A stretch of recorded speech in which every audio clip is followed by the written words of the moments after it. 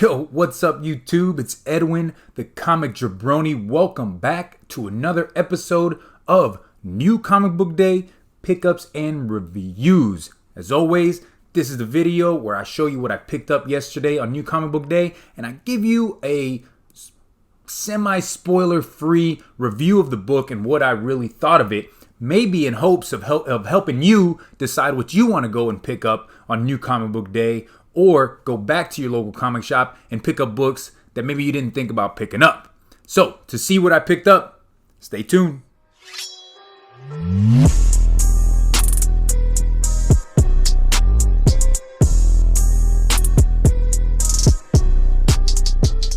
Alright guys, so welcome back. Here we go. I'm going to showcase the books that I picked up. As always, down in the description below, I'm going to have timestamps for when I talk about independent books, Marvel, and DC, just in case those are maybe the books that you're looking for. So let's start off with the independent books. Number one, first off the bat, we got Albatross. This is The Goon. Number two, The Villainy of Vinny Nosferatu. Now this book right here, that Goon number one came out a month ago, and I thought it was okay. A lot of people were saying, man, this is the best thing I've ever read in my life. I thought it was okay. It was enough to make me go and pick up issue number two. Issue number two. Man, this book right here, hilarious. I laughed the whole way through. You get kind of an origin story of this Vinny Nosferatu and how he became this vampire. And then, he is now in charge of this town, taking over for all the gangs. Goon is in town. He's not digging any of this. I'm going to give you a little bit of a spoiler here. He burns down the mansion of this Vinny Nosferatu, and then he takes a leak in his coffin where he sleeps. Oh, I was laughing. And just the things that he says, man, the Goon, this is a great book. Number two. Number one was okay in my opinion, but number two is where it's at, man. I absolutely loved it. Eric Powell, he is killing it with the Goon, issue number two. So next up, we got from Boom Studios. I cannot show you the cover to this, but it is Faithless number two. Now this one right here, can't show you because it is the erotic cover, and it is like, what the heck? I can't believe that they put that on a comic book cover. It might not be as graphic as that first issue was, in case you did go out and see that. But it's pretty graphic, guys. It's like, wow, what the heck? And then the story. So the story is about this girl named Faith. She is experimenting with magic. She doesn't really know if she can do magic. She's in a world where nobody really knows. It's like our Earth, right? There's no magic. We don't see magic, but she's experimenting with these things, drawing symbols, and she is doing some magical stuff. She might not really know it, but she's meeting up with these people that might not be exactly who they say they are. Now, in the story, we haven't figured that out yet, but this is definitely for mature audiences, guys. Don't buy this book for anybody under the age of 18, okay? Now, if you're a 15-year-old and you're buying this book and your parents say it's okay, hey, that's on you and that's on them, but this is insane. There are some graphic depictions of sex in this issue, guys. That's all I gotta say about that. So let's move on. The next two books are really a pair that go together. I did not know that until I picked them up and read them, because I just wanted the first one, but I saw the second one and I said, you know what? I'm going to get it. It's from Kevin Eastman Studios. Now, the first one is called Drawing Blood, the story behind the stories. Now, this right here is just I want to say it's the A cover. It is an homage to that X-Men storyline, Days of Future Past. Now this story right here, it is about this guy right here, kind of a take on Kevin Eastman. I want to say it's like a take on Kevin Eastman and Peter Laird, but he is a failed comic book artist and creator. Not really a failed, because I guess in the story back in like the 90s, really important guy that came up with these cats or these ragdolls that blew up, but he sold the rights, or he let go of the rights to somebody else. And in this story, his partner dies, but his partner has embezzled or lost all their money. So when he dies, now the guys that he owes money to, they're coming after this guy. And his name is Shane Bookman, or as they call him, Book. But he talks about in this issue how they both created this series called Radically Rearranged Ronin Ragdolls. Now, these two issues go together. This is going to be a continuation, a continuing on story, right? A series. But this is just a one-shot of the characters that they created in this. So it is the comic within the comic. And I absolutely love it. It is a homage, a take on the Teenage Mutant Ninja Turtles. Now this cover, I talked about it on Buyer Pass, that this is an homage to Teenage Mutant Ninja Turtles #1. This story is awesome. It is just kind of an origin story and a take on the Ninja Turtles, except you have 3 cats instead of 4 turtles. There's a lot of action in there. There's a lot of dialogue because they're kind of telling you how they came up in the world and how they became who they became. Guys, to me, these paired together are the indie read of the week. But as you can see, I only picked up 4, so I don't know if there's really anything else out there, but I absolutely loved it. I'm a huge fan of Kevin Eastman and the Ninja Turtles, so anything that he's creating, I wanted to read. Now, I know that this was a Kickstarter back in the day, and he was really trying to get this started up, so I'm happy and I'm glad that he was able to get this out. I absolutely loved how they're going about it, how they dropped the main story that we're reading, and then the comic within the comic. So absolutely awesome, guys. Both of those issues should definitely be something that you pick up. Kevin Eastman Studios, #1.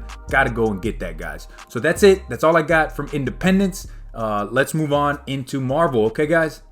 All right, guys. Marvel. Only picked up 3 books this week. There wasn't really anything out there that really intrigued me. I didn't really want to go all out on Marvel because DC I was going to be going all out on. First up, we got War of the Realms, Strike Force, Land of the Giants. This is the A cover. As like I told you guys, War of the Realms, the main series, has been really good. And I told myself I wasn't going to get the tie-ins, but I was talked into it by a couple of the guys at my local comic shop that Strike Force tie-ins were going to be really important as far as development in the story and getting a total understanding of what's going on in the story. And I have to say, they were right. Each one of these Strike Force teams is a team of superheroes sent off into one of the 10 realms to go on a secret mission. Now this one is with Captain America. You got Luke Cage, you got Iron Fist, Spider-Man, and the Wolverine going to the Land of the Giants to rescue and recover Thor. Now we already saw that in issue number 3 or 4 of War of the Realms. And you only get bits and pieces. I think it was maybe 1 page of them going in. But this is a full comic book of their mission going into that Land of the Giants and killing those huge frost giants and recovering and rescuing Thor. I absolutely loved it. I can't speak enough on how much I think you got. If you're really invested in War of the Realms, pick up the Strike Force ones. They're good, just one-shot issues of each team going off and doing secret missions. Next up, I talked about it on Buyer Pass. This is What If, starring Spider-Girl. It is one of those true believers. It's $1, guys. This is a hot issue right now. Like I said on that show, with these true believers, they're only $1, but it's always the Spider-Man ones that go for above $1 on the secondary market. I'm not one to sell my comic books, so I pick up just one copy of this True Believers because I want to read the story. But like that Spider-Man, the 300, and the True Believers, Amazing Fantasy 15, the Spider-Man #1. If you look on eBay, man, those are for $1. They're still going for $5 to $6, $7 on eBay. So if you're one to sell your books, this is a good opportunity to make a buck or two on that. Okay, guys. And then the last book from Marvel that I picked up, this is the newest Venom. What issue is it? This is Venom 14, Battle Lines variant, the Carnage Battle Lines. I absolutely think this cover is amazing with Carnage. Carnage, to me, Carnage is the Joker of the Marvel Universe. Completely insane, just wants to go out there and kill. Now obviously, Spider-Man is his foe, right? The hero to his villain. But I don't think they have a relationship like Batman and Joker do. But man, Carnage, that's an amazing character. Love the story as well. Donny Cates isn't writing it. But It is following along with the War of the Realms. Venom in the last issue, or Eddie Brock, got these magical powers from this witch who thought he was going to fight for the evil for Malekith, but he instead does not. But these magical powers have amplified his symbiote. And in this issue, you kind of get the next step in that, those powers that he got from this crystal. And he's become more of this like Lord of the Rings type of Venom. I think it's awesome. In this issue, you get a lot of fighting with him and Jack-o'-lantern and a bunch of frost giants. Really good story, guys. Venom has been good since the beginning, and even when Donny Cates isn't writing it, it's still a good story, guys. Still a good story. That's it from Marvel. Let's go ahead and move on. All right, guys, moving on. We got DC. DC is where I picked up the bulk of my issues because I'm a DC fan, and then a Marvel, and then an indie. Sometimes it changes up, but most of the time it's DC first. Now, a book that came out a couple weeks ago. This is Shazam number 5. For some reason, I didn't pick it up when it came out, and I know Perry Comics and Rod the Rican were talking about it. I picked up the issue number 4, so I went and I found issue number 5. This is the B cover. I really thought it was an Albuquerque cover, but on the inside it says it's a Jim Lee cover, but I can't find Jim Lee's name on the cover, so I'm not exactly sure. I'm gonna have to look into that. This story, all the different members of the Shazam family have been sent off to these different lands. There's like a video game land and a kid land and a wild land. And you got Black Adam trying to go and either rescue them or defeat them. I'm not exactly sure. And each set of kids in these different lands have come up with their own there's problems, there's issues. Like in the Wildlands, right? So it's like Zootopia, like the movie Zootopia. And they're the only humans there, so they get put on trial, and they're saying, no, the animals are saying, no, you're trying to kill us and eat us, so we're going to kill you. And then in the child lands, all the kids are free to do whatever they want until they reach the age of 18.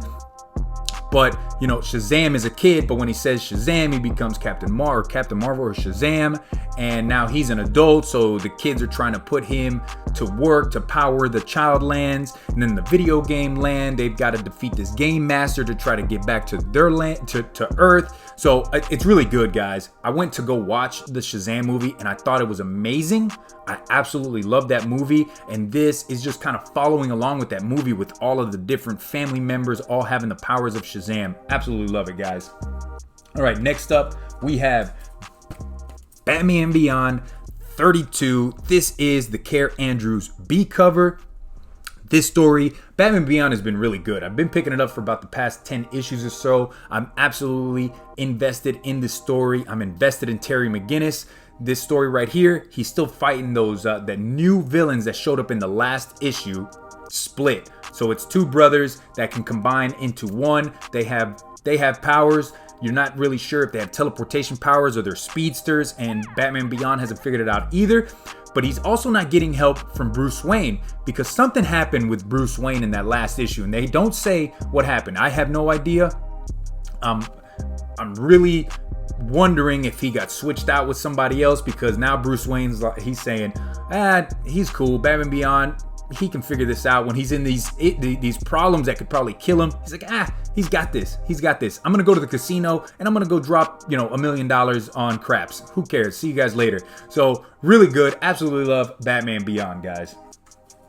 Next up, Justice League Dark number 11. Look at this Clayton Crane cover Wonder Woman. Oh man, look at that cover. I talked about it on Buyer Pass. I told you guys to go pick it up because I think this cover is amazing. It doesn't do it justice seeing it on the screen. You really got to see it up close and personal, man. This is an awesome book. The story is great. I've never been the biggest Magic fan in DC. Never really got into it. But this Justice League Dark is pulling me in, guys. Pulling me in, man. Absolutely love it. In this, they are still fighting the Lords of Chaos. Zatanna and Wonder Woman have to go and find Mordru, who is this evil warlock who has like the powers of everything, and they need help from him to defeat these Lords of Chaos. And in this, they get some new powers. Wonder Woman and Zatanna. I don't want to spoil it for you, but this is a good series. This is a good read, guys. Go pick it up. All right, next up, we got Flash 71, man. You know, this is a Derek Chu cover. It's an okay cover. I wanted cover A, but my comic shop, they just didn't have it. They sold out of it, and this is what was in my sub box. I really wish they would have pulled that cover A, so now I have to go out to, you know, I have to go out in town here to different local comic shops and try to go find that cover A. This story is the second part of Year One, Flash Year One, where it kind of tells the origin story of the Flash, which we all really know about, but not everybody does. So like I said, this is a good jumping on point if you want to read Flash, because it is Year One. It is the development and the origin of the Flash. In this, he doesn't know how to fight. He just got his his running, his speed powers. He doesn't even know how to stop when he's running really fast, so he's tripping all over himself. He met the future version of himself because he just ran so fast that he just darted into the future, and now he got put back into his time. But one of the evil villains that was in that future might have followed him, guys. I don't know. I'm digging it. Flash Year One. Go pick it up. Last book on the list, I picked up Detective Comics 1004. I got the A cover, and I had to pick up the Mark Brooks B cover. Bam, let's put them side by side, man. Woo!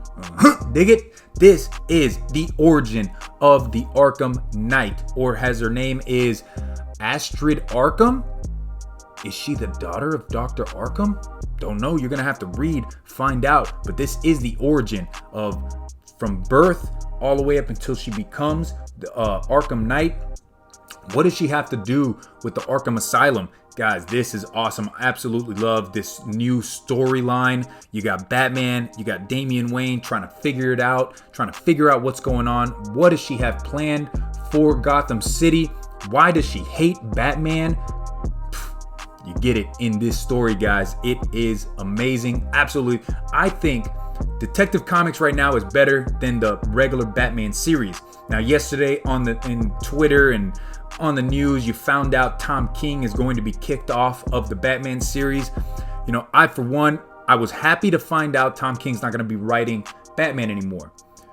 But they're kicking him off at issue 85. He only had 15 more issues after that. The dude has been writing it since almost issue number 1. So as much as I wasn't a fan of Tom King's writing on Batman, at least let the man finish out his vision before just moving on to something else, man. Don't kick him off, because now the stories are going to get worse.